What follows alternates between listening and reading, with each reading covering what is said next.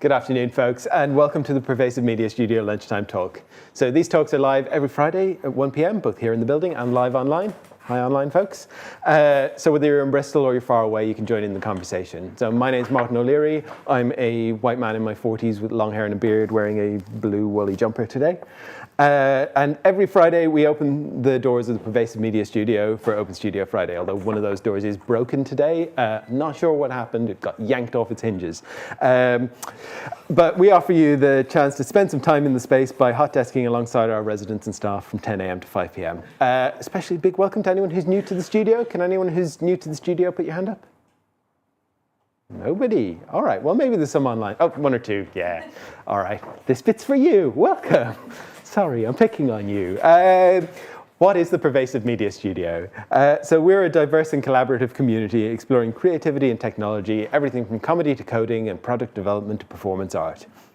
And we're a partnership between Watershed, where we are right now, UE Bristol and the University of Bristol, and we're funded by Arts Council England. And what we do is we offer studio space, including desks, meeting rooms, events and opportunities, all for free to our residents as part of a spirit of generosity and mutual exchange. And most of all, we're a space for people to take risks with embryonic ideas and to make some time for collaboration. So just a few notes before we begin. Please do feel free to move around. There's a kitchen back there. There's some coffee in the pot. You can make yourself a cup of tea. There's a funny hot water machine. Please don't use the microwave. It interferes with the induction loop, apparently. There is a quiet space just next to this space to my left, which is your right, just around the corner. So if you need to take a break at any point, you can pop in there. It's fairly well soundproofed. There's some bean bags and some sofas and things. There are fire exits at either end of the studio. We're not expecting a fire drill today, so if you hear a fire alarm, it's probably real. The studio team will direct you, but in any event, the fire exits are at the other end of the studio. Again, my left, your right, at either end. And then there are accessible toilets and baby change over in the corridor next to the kitchen. There will be a Q&A at the end of the talk. Those of you who are watching online, please pop your questions into the YouTube chat. Emma is here. She will be your voice in the room today. If you're in the building, then please raise your hand and we'll send around a microphone so folks at home can hear you. You can get news on all of our future talks by going to watershed.co.uk/studio, at PM Studio UK on Twitter, at Pervasive Media Studio at mastodon.social on Mastodon, or at Pervasive Media Studio on Instagram. All right, our speaker for today is Kyle Keane. Kyle has worked at places such as Wolfram Research and at MIT, and is now the Senior Lecturer in Assistive Technologies at the University of Bristol. His work centres on advancing assistive technology through collaboration, while adapting to his own accelerated eyesight loss and early-onset blindness. Today he's going to be talking about his experience working around the world with local communities to increase access to opportunities for individuals with disabilities, and his ambitions for future initiatives. So please join me in giving a very warm welcome to Kyle. Thank you, Martin. And is my volume okay for people in the back of the room if I talk like this? Yes, great. Okay, I can also project very much and get my voice very far back there, and I may get excited, and that might happen. Feel free. If I know usually speakers have to be told to like speak up. If I get too overwhelming, feel free to tell me to speak down. That's okay. So I did not bring slides. I'm really new to the area, and I'm not exactly sure what to bring here other than to tell some stories about what I've done and to introduce myself a bit to the community, because I am hoping to engage. I'm very highly collaborative in what I do, because I think that there's my lived experience is that there are still gaps in the support structures that exist for people with disabilities.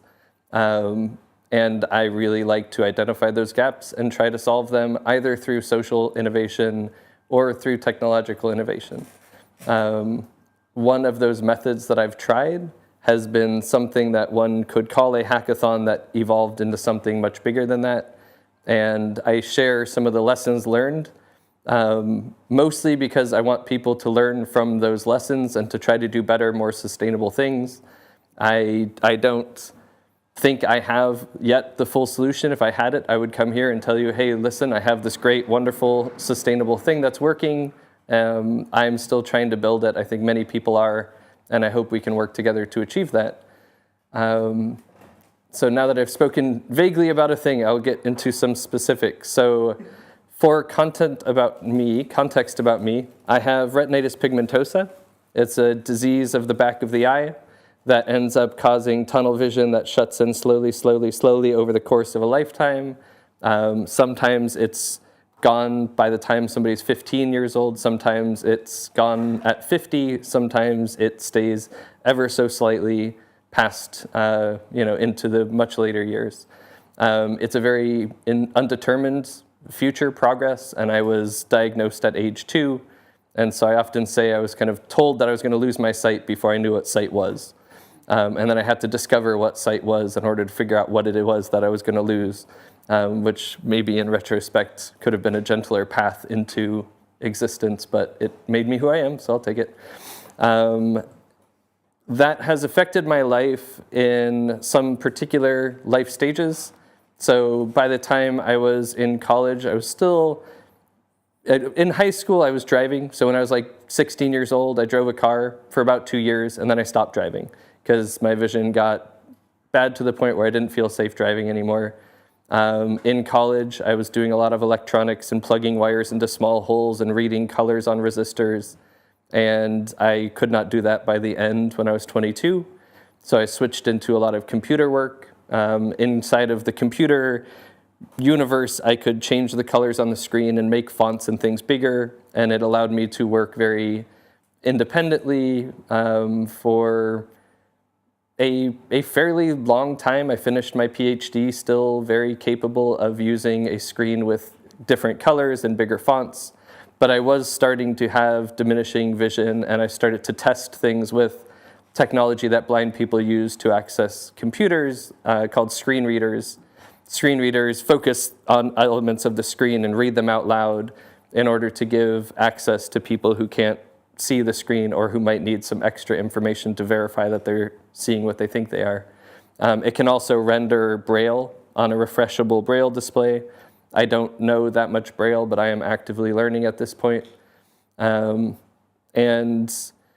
so as I started to test this thing, knowing that my vision was going to go away, I started to notice that a lot of the tools I was using as a very successful physics PhD student with a fairly shiny career ahead of me if I wanted it, the tools weren't going to be useful for the entirety of my career. I could already tell I was teetering on the edge of losing some things. And so I became really obsessed, more so than before. I had a lot of wonderful friends. I grew up going to summer camps with families who had members who were blind. So I had been exposed to blindness and low vision and vision loss for a long time. But it really started to hit home that my particular trajectory was not sustainable unless I started figuring out ways that I could do the things I was doing with assistive technology. Beyond the assistive technology of color inversion and magnification and stuff that we all just think of as normal now. Like you can pinch on a website. That used to be an assistive technology for low vision people when computer screens started. That was not a feature. We built that in order to help people who couldn't see tiny bits of font. We being the grand we, not me. Sorry, yes, the grand we. I did not build that. Sometimes you gotta be careful with my language. So as I started to move into testing screen reader access for scientific computing, I found all sorts of failures in the way that I was doing stuff if I were to close my eyes and start testing. And not just close my eyes in complete ignorance of what else existed, but talk to blind friends and get networked into blind scientists, because there are lots of very high-functioning blind computer scientists and physicists. They have found tips and tricks that work for them in their particular workflows. And so I would go out, seek them out, ask them for niche advice. And that was the best source of information for me, was to find somebody who was doing it rather than somebody who would sit with me and imagine what might be possible. I like to imagine what might be possible, but also if I want a practical solution, I usually go find somebody who's actually doing a thing. And that's been really helpful for me. So I started for myself to do a bit of this kind of engage with the community, find tips and tricks, and identify gaps. And by doing this, I was starting to get really fascinated in a curious, quite positive way with what's actually possible. So if you have a screen and you have some information on a computer screen, you can get a lot of spatial information laid out. If you only have a speaker, and traditionally we used to have these laptops that only had a single speaker, it wasn't even stereo. So you had a single speaker, what amount of information could you get through a single speaker? And I could generate a lot because I was a computer scientist, so I'd write all sorts of amazing music, maybe, in some weird alien world, but like parameter-driven sonifications of stuff.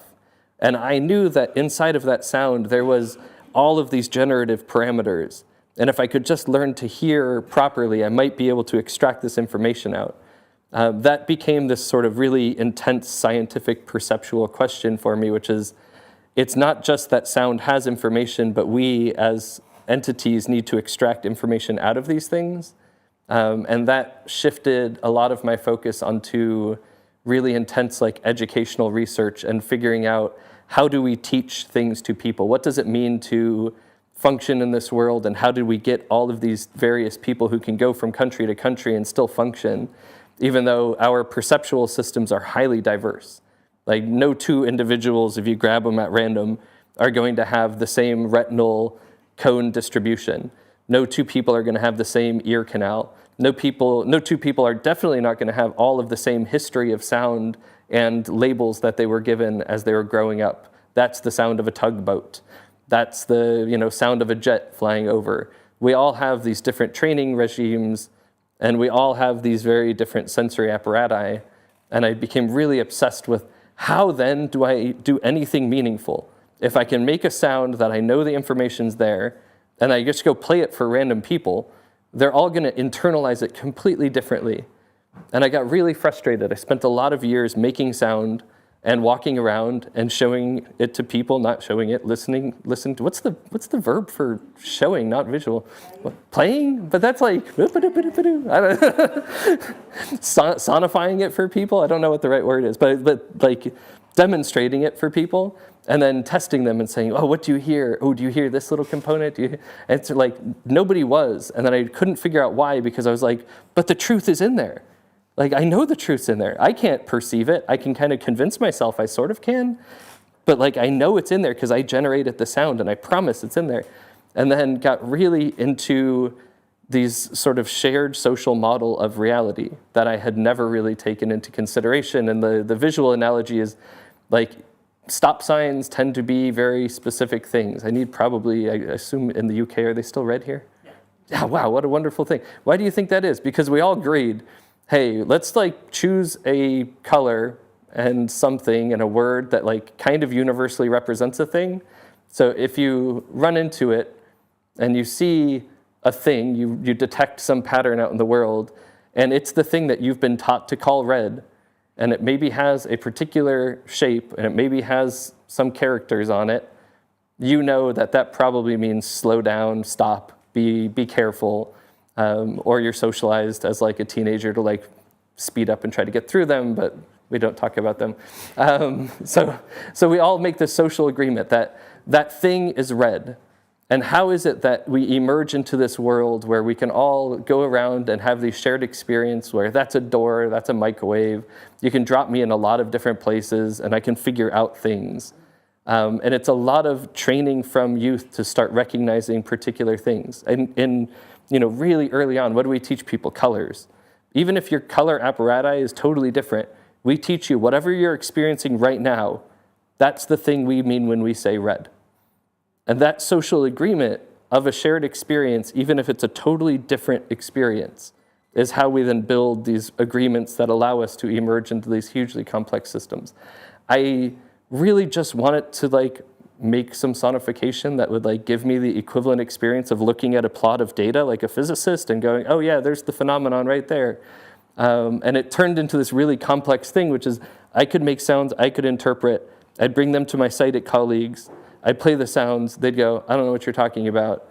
But I could see still enough that I would like plot it with high resolution or like high contrast. And I'd say, this thing right here, now listen, it happens at this point in time, it goes whoop. And they go, oh, okay, cool. And now I'm starting to build a shared representation and an ability to communicate. And then it dawned on me how huge of a challenge that is. So I can do that with a few people, and it becomes this educational and social agreement thing. And how do you prioritize getting this into a curriculum that's already stuffed full of things for children or in universities or anywhere, when there's all these prioritized different ways that we need to teach people all of the things that we feel we need to teach them? If there's some thing that may open up a whole different way of communicating or talking about a phenomenon, like being able to talk about music, and they're even, music education is being down prioritized in all sorts of sad ways, and let alone music as an information modality. So it's like I'm doing this niche thing that's so small, but to me it opens up this giant world of when I hang out with my, properly agreed upon trained hearing colleagues, we can make huge contributions to science. And this weird brain that I have that has a lot of information can contribute, and we can have agreements, and we can build hypotheses, and we can talk about, if we tweak this parameter, the experiment, what do we expect to happen? We don't just sketch out drawings like I used to. We can sometimes go, make weird little noises. And we're like, no, it's gonna be, and we do all sorts of funny little bird calls, but it allows us to move forward. And I don't know what the bigger solution is, but that's a bit of the context of me, and I'm hoping my improv is going well on time. That's pretty solid. All right. Cool. All right. So that's like 1/3 of the talk. And how much should I leave for Q&A? Up to you. All right. Cool. All right. So if I end early, then we'll just fill it with questions. So that's a bit of context about me, my vision, my background. Now it goes into sort of me actually working out in the world. So after the PhD, I finished it, and I got very obsessed with this sort of other sensory way of engaging in science, and I wrote an email to a company called Wolfram Research that makes Wolfram Alpha, which a lot of people use to do math for them, and it was the backend for Apple's Siri to answer quantitative questions, and now it's been acquired by another giant tech company.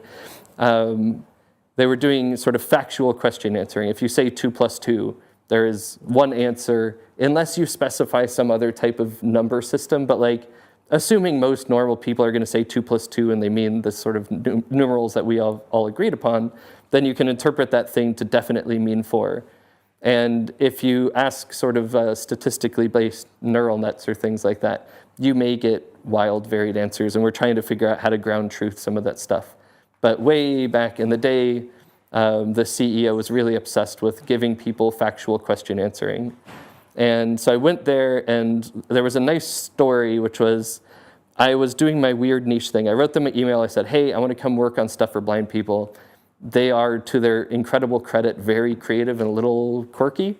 And they were like, okay, sure. If you do something with your time that also can contribute to the main product, then also have some fun, do some research into what might be possible. Because they had this interest in spoken input-output to computers. So I was doing a lot of work on this sort of blindness accessibility thing, and how do I speak a really complex math formula in a meaningful way to somebody who's blind. And there's all sorts of competing factions around how do you speak math. I was just doing my own thing because I wasn't aware of a lot of that stuff at the time. And Apple, who was using Wolfram Alpha for Siri, said, hey, we want to be able to speak these results out loud. Back in the day, when it first came out, it was just visual results on the screen. It's similar now if you ask it and it shows you web results. It doesn't read you the web results, it just shows some stuff. People are using Siri while they're driving and doing things hands-free, and they have little headsets, and we'd like to be able to say something back to them. So it turned out that all of this weird work I had been doing to help blind people get access to mathematical quantitative stuff ended up having this really great deployment in Siri, where now people are talking to their iPhone and expecting spoken results to come back. So it's a nice little moment of, oh, cool, all right, this weird niche thing, this technical interest, this perceptual question ended up having a really big deployment for people who were in what is sometimes called a situational disability. So people who are driving are perfectly sighted on this task, but if you want them to look at a thing, they should, and I hope you all are, blind to this other thing. You cannot use your vision to look at your phone while you're driving. You should not, could not. Please don't. I'm walking around out here. Please look. I can't see you. Please see me. So the screen is here, and you're situationally visually impaired as you engage with your phone if your visual attention is somewhere else. That we call a situational disability. And the disability there being you do not have access, your vision is impaired in that interaction, and there's an activity that you would like to do that you're not able to do, which is to talk to your phone, because it doesn't matter. The fact that you can't see the microwave right now, absolutely not important. You are all facing me, there's a microwave behind you, you are all functionally impaired about seeing the microwave. You can turn your head, but don't do that, because then the story breaks down. But you're all functionally impaired, but it's not that you actually need to do an activity that involves knowing where the microwave is. If you needed to get up and do something, or if there was, a fire and you needed to address that thing, and you weren't allowed to turn around and look at the microwave, then you would be trying to figure out where the microwave is behind you. That's a activity limitation, which is really one of the core components, as I've really subscribed to the World Health Organization has a definition of disability, which is you have an impairment, you have an activity limitation, and you have a participation restriction. So not being able to go engage with that microwave only matters if it's actually stopping you from being able to participate in some particular thing that you would like to do. Not being able to find a microwave doesn't matter if you don't actually need to have lunch. You would like to participate in the human activity of eating, then well, okay, fine, I'm very American, I like microwaves. But you may not need a microwave in order to eat. I realized there was a fallacy there. I hadn't got there till I got there. But anyway, there's a thing that you're trying to achieve. You're trying to participate in some particular activity, and that becomes the functional limit of the impairment is not that there is an impairment, it's that there's an activity that requires you to use that thing that is impaired to achieve some goal. This is a semi-medical modeled thing. I think there's ways to incorporate social models of disability into it. I like it because in this context, you can then tackle stuff with engineering and specific types of data-driven intervention. It's not the only way to address disability or inclusion. It's just one that I happen to be kind of familiar with because I've been doing it a long time, and I think it can have real impact.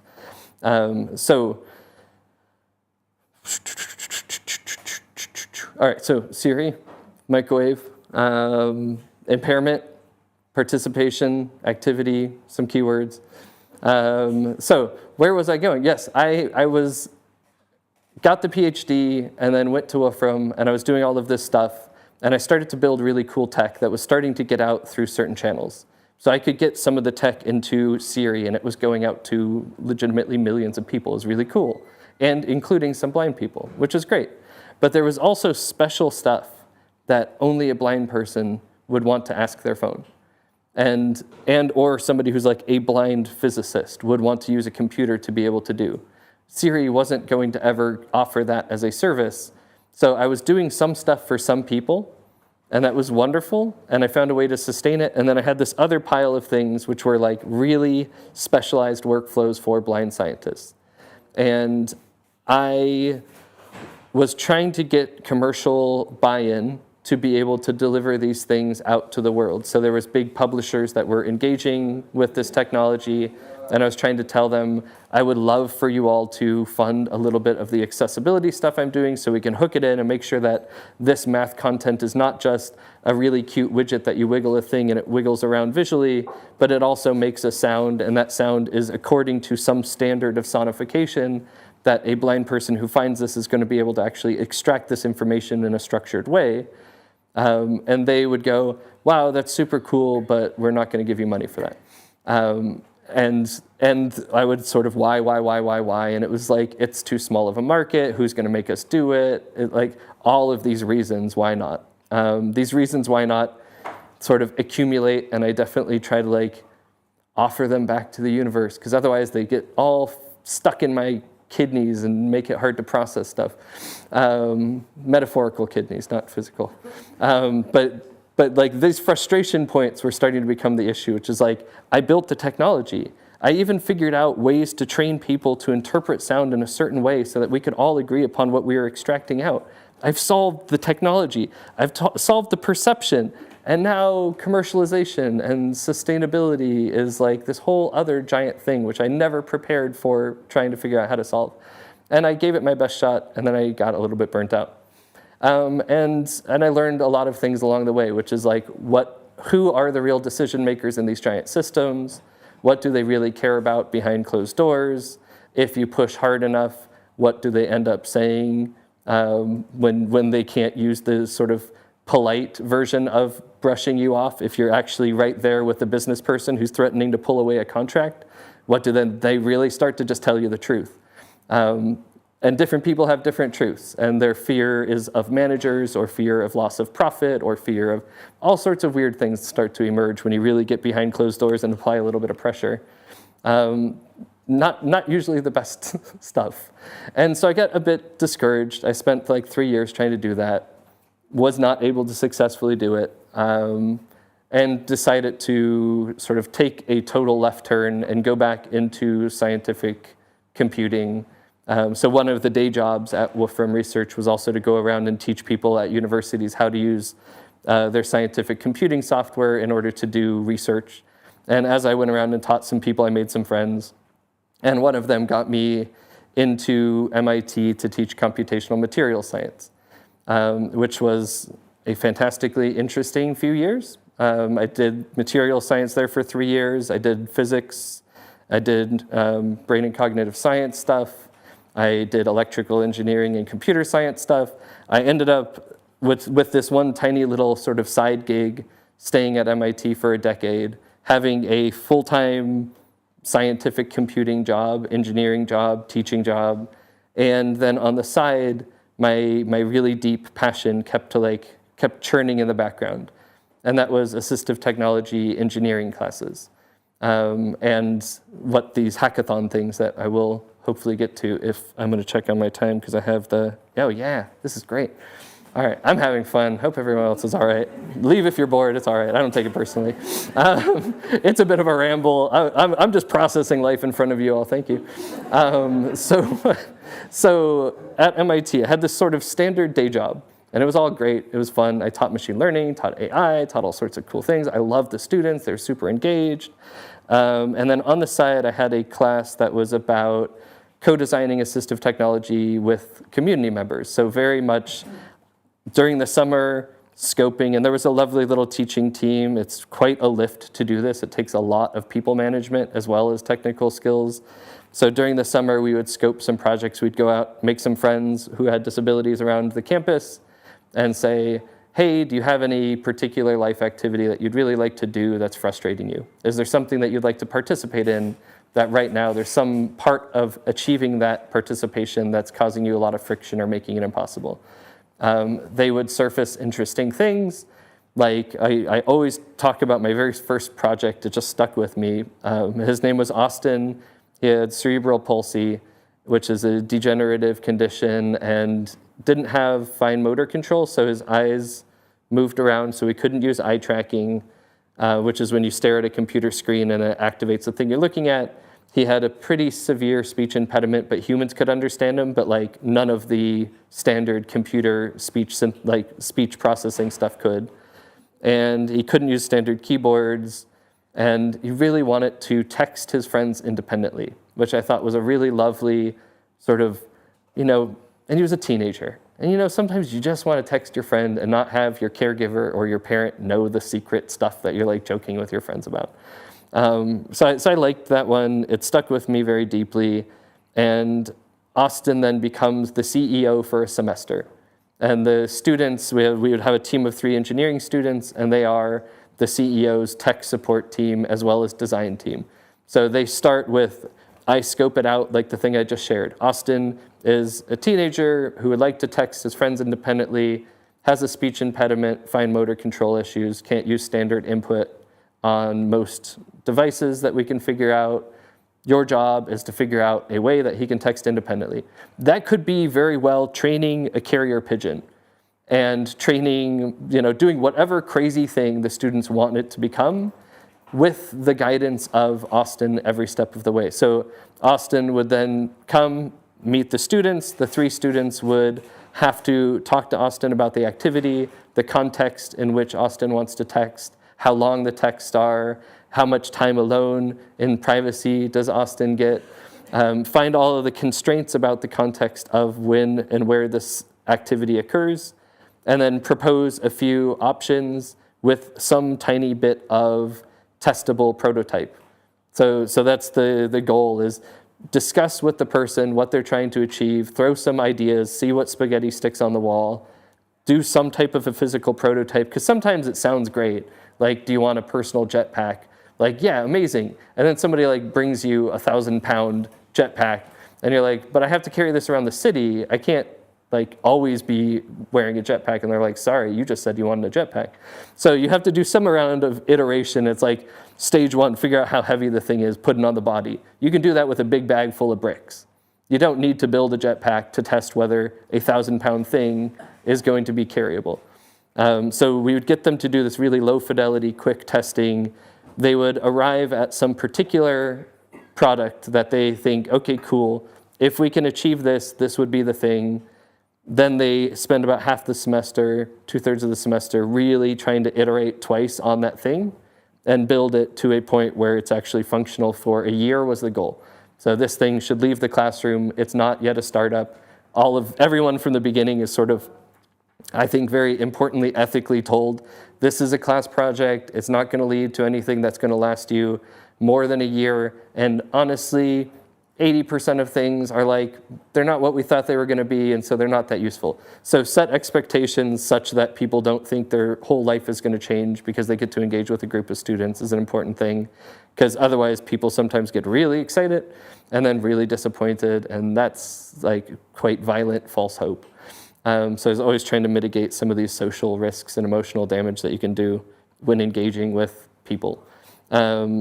So that class, I really liked it. It went very well. I had some students that were visiting. One from India came, really loved it, and said, I really want to do this in India. Would you be willing to help? And I said, certainly. I have no idea how to achieve any of that, but I have worked at Wolfram at a bunch of hackathons for a number of years, and I know how to run short events, and I know how to run short courses. So if you can find me a room, some staff, somebody to do recruitment, I happen to know all the ingredients that are needed. I just don't know how to do any of that in a country that I've never been, I have no relationships. They, to their credit, went and found all of that stuff and then came back 2.5 months later and was like, hey, we could do it in March. And I was like, oh, okay. I mean, I guess I said I would. Let's do it in March then. And I sometimes promise things, and then I really tried to deliver. And it went. Like, it happened. It was a weird event. It was like 250 people really excited to meet somebody from MIT. Not particularly primed in any social graces around people with disabilities. It was complex. I had a big emotional process afterward, because I had this grand, I'm going to throw a thing and it's definitely going to help some people and we'll do some stuff. But it turned out everyone wanted different things than I expected who showed up that day. And so I did my best to give everyone what they wanted, which also is a recipe for absolute emotional burnout, because we can't please everyone sometimes.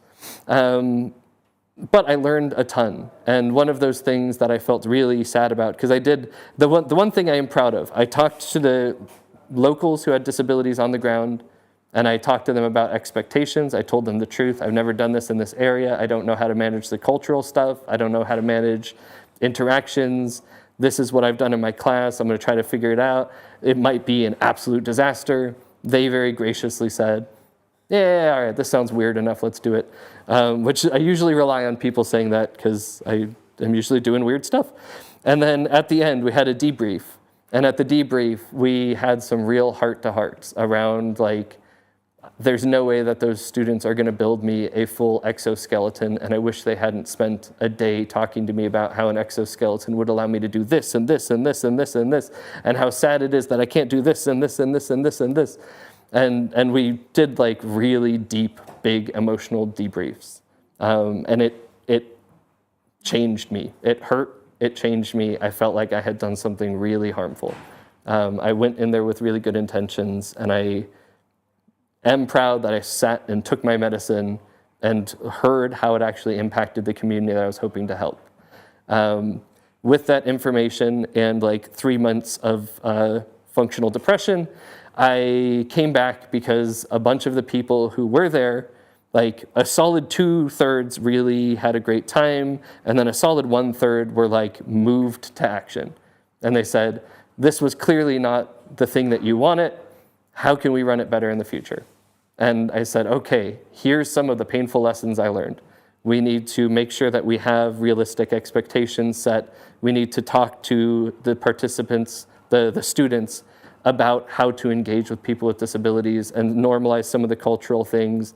We need to include the people with disabilities in the engineering and design process, like the sort of prep class, and not have the students only go through it and then sort of in part design on these people. So we need to have them right then and there. It was like we reconfigured a bunch of stuff, and I got some students to volunteer as like, we will give the top 3 teams, we will give ongoing tech support for in order to try to push this thing into an actual product. Because we were only there for like a week and they wouldn't build a proper thing. And so we would say the week is to now scope out a thing that you can spend a year doing, and we will provide you with technical support for that year. That ended up being significantly better.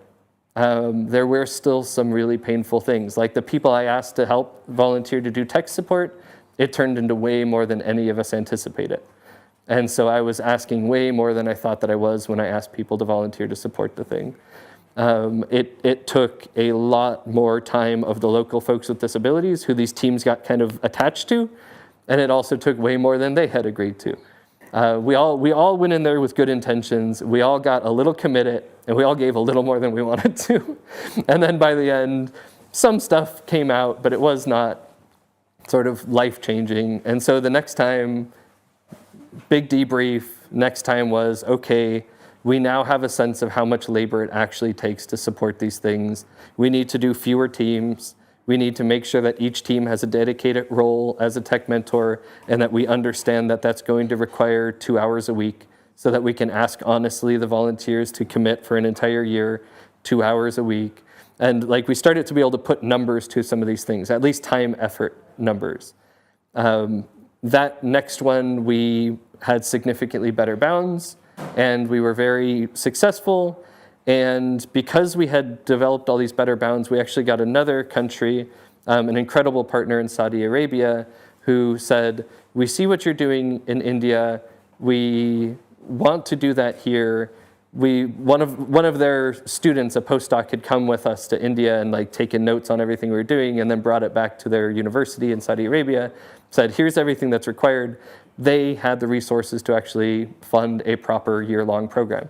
They said, this is a year-long incubator. We'll fund a big kickoff event where we can do this type of a hackathon type thing, but the hackathon is really an ideation moment where we're all gonna do team formation and pick projects. And then they paid a professional project manager for an entire year. And they pushed like 15 projects all the way through to some publication and a functional prototype.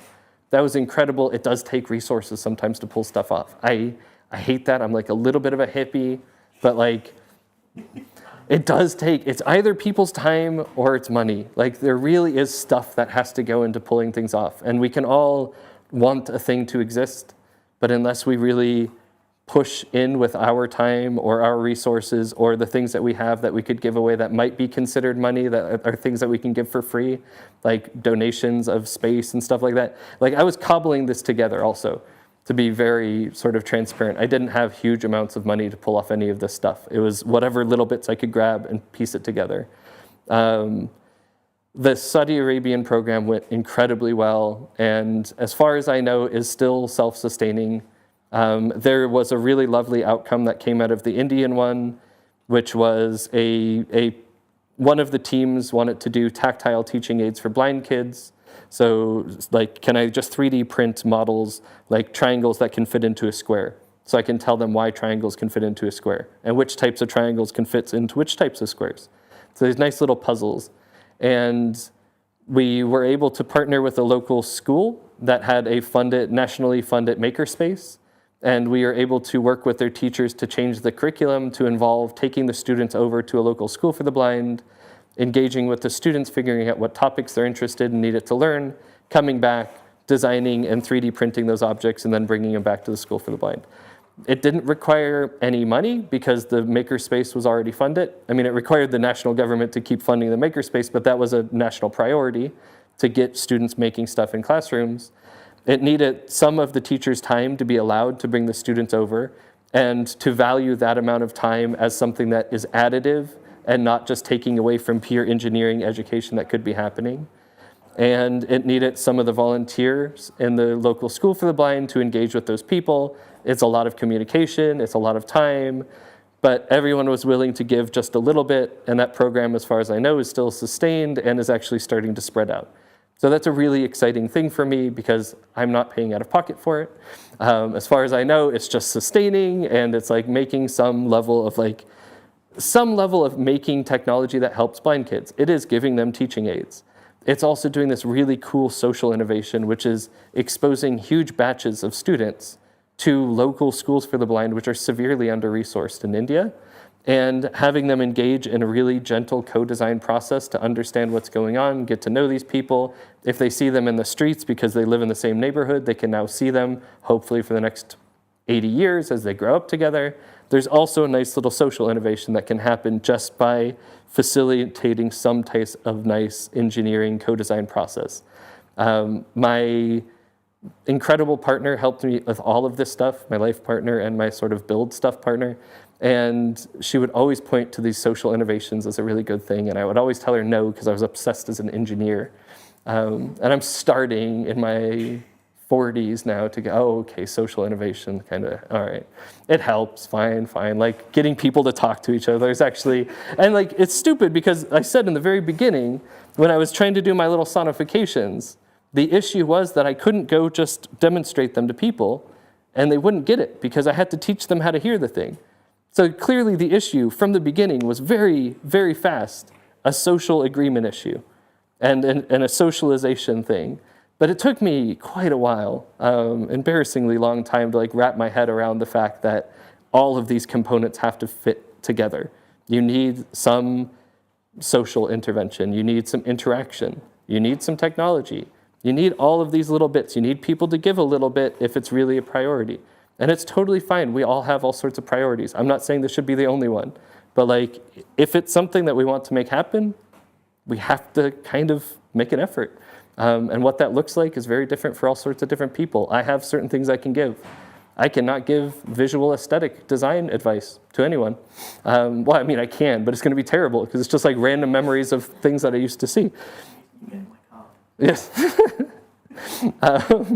So, yes, that's my sort of big pitch. The call to action is just like, it takes a little more. It's a bit harder to do bookkeeping on. But it really can have really big, profound social impacts. And with all of that stuff, so this has been sort of past Kyle, and I hope I have 5 minutes to talk about, I have exactly 5 minutes to talk about future Kyle. Perfect. So future Kyle is now here, present Kyle is here. Hi, good to join you all. I'm now starting at the University of Bristol as a senior lecturer in assistive technology. My goal is to build community-driven co-design of assistive technology. And to do that in a big, sustainable way means to have business partners who are, like I have done some investments with people who build hardware, and they've taken care of distribution of hardware, and they need content. So I'll have students build out content. If we can use AI to generate content that can go onto these things that's perceptually relevant, then I get to make a massive impact. If I'm just in my workshop building AI-generated cool stuff that I like, that's one thing, that's totally fine. It's not what I'm interested in. I would like this to end up in the hands of people who need it and people who want it. So I've partnered with some people to make sure I have distribution channels, because I don't want to have to do all of the product development, versioning, licensing, sales and distribution. Like that's a huge lift.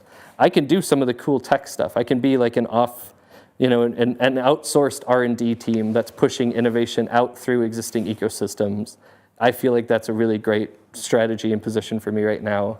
I will try to run events that can generate new types of ideas that can do some of the startup-y bits. It's a hard, complex thing. I've now incubated on the order of 100 random assistive tech startups in a bunch of different countries. We also did South America and Europe, and we were kicking some stuff off in China, and then the pandemic hit, and all of this stuff sort of got massively ruffled during the pandemic.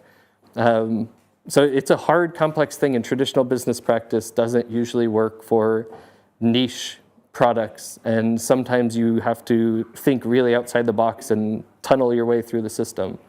So I will try to hopefully have some new stuff popping out or developing stuff that can go out through existing systems. I have a really big obsession sort of personally with tactile and audio tactile graphics. So if you have tactile graphics, you can touch them, you can interpret stuff, you can get all sorts of information. If you can track fingers while you're doing that in some way, then you can also make sonifications. It's almost like a musical instrument. Sort of, kind of the same.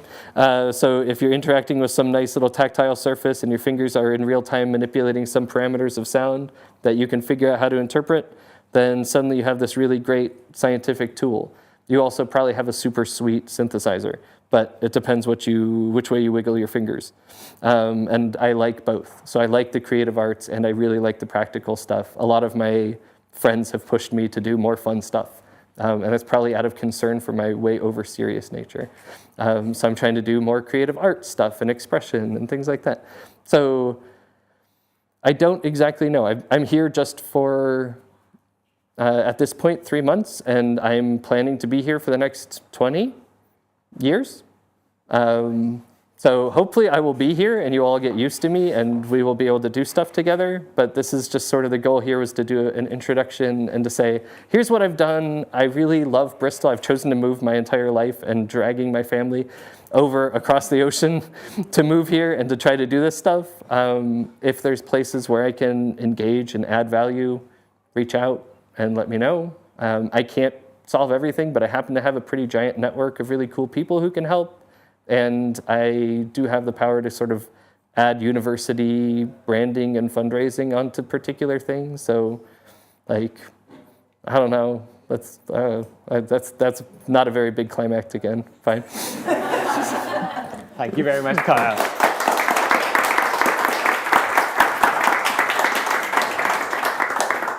All right, I think we've got about 10 minutes for questions, if anyone's got any for Kyle. Anyone want to kick us off? You're all very shy. Oh, go on then, Russell. Hello. First of all, thank you very much. I found that a really engaging, fascinating insight into so many things that I think I'll be thinking about for a while. My question is really simple, which is you, at the end, mentioned a little bit about some of your new assistive tech stuff. How do we find out more about the things that Future Color started doing?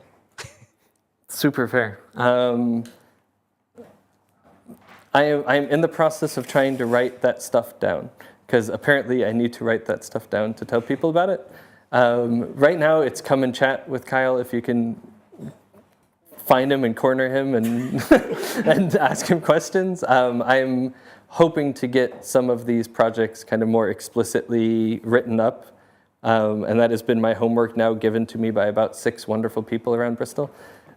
So right now, sorry, it's all somehow in my head. Or you can ask random people who you see me interacting with. They usually know secrets that I don't even know because I've told them something and then forgotten about it. So if you ask people, what has Kyle told you? You can do a fun game of trying to piece together what chaos I'm laying. There is a very specific concrete thing, which is we'll have some resident engineering students here from MIT in the summer doing some internships. Not all paperwork is signed, but we will have some people here. And so the summer, I'm hoping, will be a really big moment where there's a lot of building and happening. And the spring, I'll start properly teaching. And so hopefully more concrete stuff will start to come out, because right now it is just a lot of like weird potential. What is that guy doing? He's just got a lot of energy, but I can't figure out what he's up to. It's just fair. Okay. Cheers, Russell.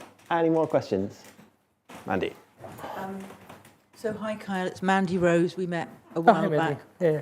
and we bumped into each other in some At the interesting Cube. places. Yeah. Like at the Cube. So, thank you so much. What an amazing talk. I mean, standing there without notes and talking to us for 45 minutes, totally coherently and with your various chapters. So thank you for that, and your honesty as well about sharing the stuff, the challenges around the India Hackathon in particular. That was such an amazing learning thing. I just wanted to hear a bit more about the tactile and audio tactile surfaces that you mentioned at the end, and what kind of forms any of those have taken to date. If, you know, what are you talking about? Materials or or screens, or just curious about what's happened with that so far. Totally fair. Okay, good. So there is a lot of wild and out there tactile interface type stuff. I am more in the practical domain on that one because it's something I need to use. So there's two devices that I have invested some resources in getting for myself. Actually three devices that I have invested in that I believe are going to be impactful for me as a blind engineer and academic. One, first shout out, Bristol Braille Technology makes the Canute console, which is 9 lines of 40 Braille characters. And it's all electronically refreshable. And it's used as a really clever thing, which makes it not cost prohibitive to have that much Braille on a single device.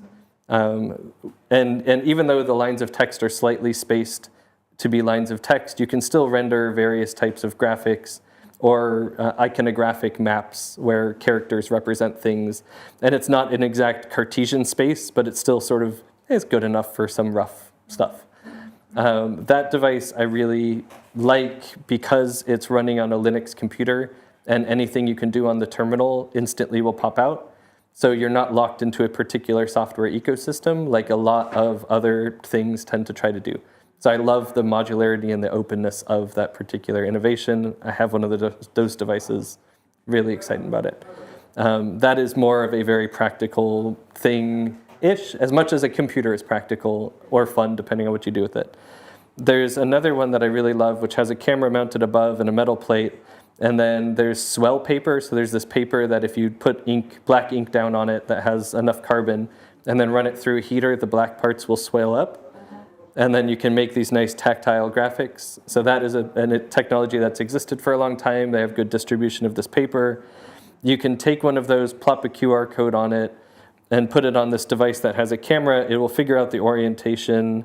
And then as you move your hand around, it can track the finger and have you trace lines that have particular sounds or have you move into regions that have particular sounds. So that's a really nice configurable thing. I shouldn't disclose any more details about some of the cool stuff that's coming, but there is with a camera mounted above, you can do sort of infinite stuff. It's hugely extensible, and they have the hardware where it has buttons, so if you want to have somebody not just explore, but actually test them on where in the United Kingdom is Scotland, and they run their finger around and they find it and they click a button, it can tell them whether they're right or wrong. So there's full interaction possible in a bunch of different modes. I like that one because of the sort of free interaction stuff that's there. And then the third device is a pin array that the little metal pins can be up or down.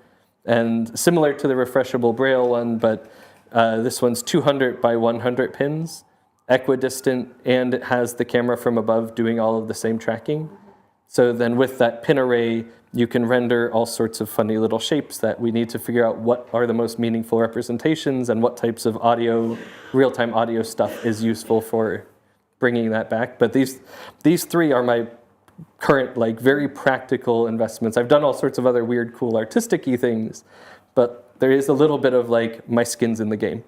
And so these three practical devices are the ones that I really like, because the pin array is also bidirectional with a laptop. So you can use it as input for a laptop. If you go to a website, you can render the wireframe as a tactile thing, move to a given region, click into a given region, find a control, click on a given control, and you're actually interacting with this tactile version of a computer that's just plugged into a laptop and executing stuff on the laptop. So those 3 devices are right now my big kind of audio tactile things. Yeah. Thanks. I think we're going to go to online for a question or two. Hi, Kyle. I have a question from Rinma online. Just going to read as I go here. I wondered if you considered some time setting up your writing practice that really works for you. I think it could be transformative. You know, this idea of it being social. Chat to so-and-so and see what they've heard. I feel like there's a prototype there. It could be something, it could be exquisite corpse-like. So I think this is more of a kind of suggestion of how to implement forward. the thing. And what is exquisite court? It's a surrealist game. Oh. Wow, I'll give you. Hang on, Mandy. Oh, sorry. Oh. It's a surrealist game where you draw, or let's say, as I understand it, you draw a bit of an image and then you fold the paper and you pass the paper to somebody else, and they add on another section, and then you do the same thing, fold and pass, so you collectively create an image.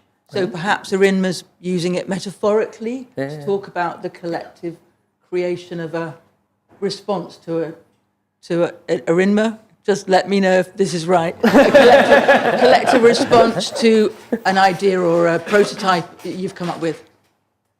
We're on like a 10-second delay, so...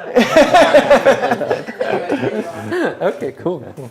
So it would be nice. I will use that as a call to anybody who wants to hang out. I will be here on Fridays when I'm in Bristol. So I'll be gone for the holidays over in Boston, but then back January, February, March. I will be here in the Pervasive Media Studio, you're welcome, every Friday. If anybody wants to come and have discussions about these things, I can kind of be available. We can make that a regular-ish thing. That can be during the working day, or I can stay a little bit after. I don't have that much work-life balance. Yeah. Great. Any other questions? Jake.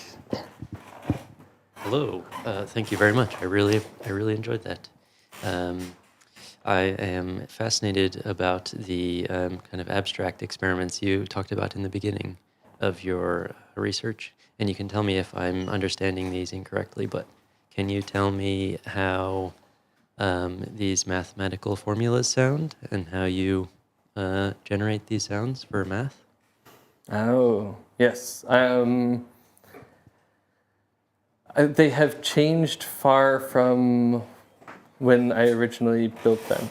So I'm trying to decide how big of an answer to give to that one.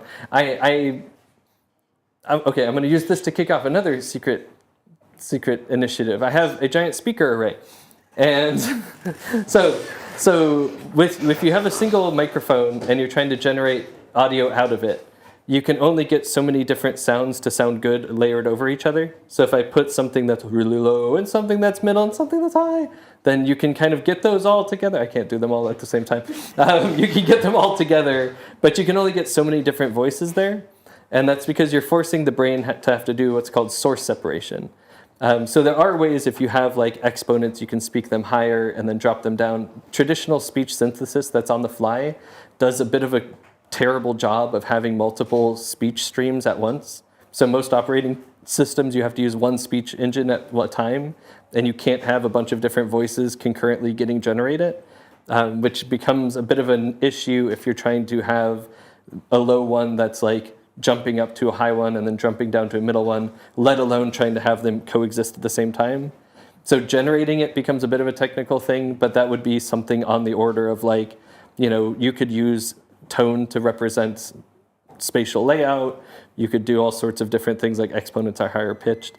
Now we have significantly cooler stuff. And the other half of that one is perceiving it. So if you have this single audio stream and you have to do source separation of what's going on, it takes a whole lot of listening power.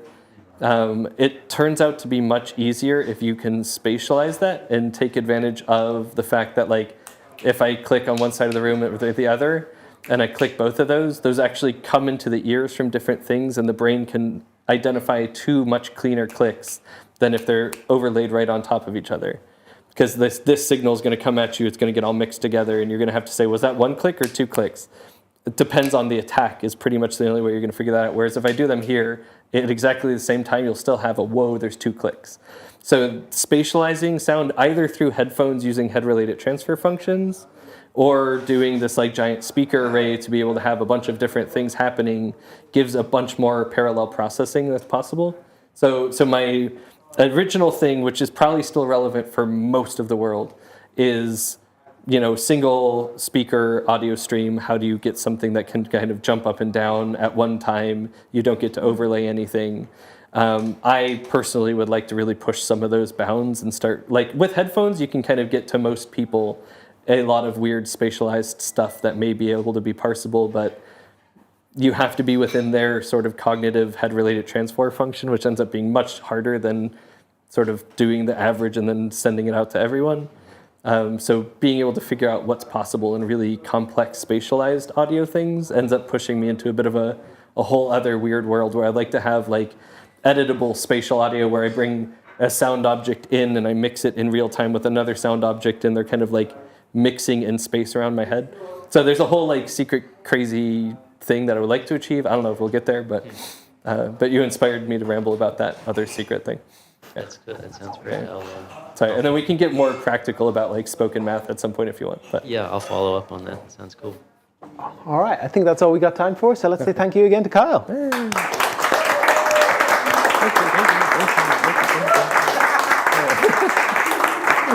And I think Kyle's going to be sticking around if anyone's got any. Yeah, I'll be around all afternoon. And then First Fridays. Wait, are you doing? I was going to do First Friday, sorry. but it's fine. It's fine. It's fine. Spoilers, Kyle. Spoilers. Super fan. Super fan. My bad. All right. Before you go, please don't forget that today is First Friday from 5 to 7 p.m. today. We've got our monthly social event here. You can come along, grab a drink, and see some of the work that our community has been producing. Is it themed this month? Yes, it is themed around disability and access. Oh, whoa. Whoa.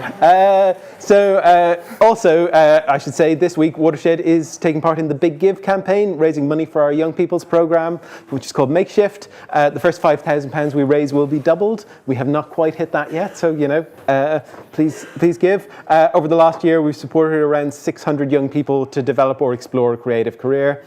If you'd like to help open up the creative industries for all young people in Bristol, then you can donate at watershed.co.uk/biggive. If you want to stick around in Hot Desk today, find out more about what we do, please come find one of the studio team. We'll be happy to help. Studio team, give us a wave. Here we are. If you're watching online, please drop us a line on studio@watershed.co.uk with any questions. Thank you all for being here today, and we'll be back next week for the last talk of 2024. Thank you.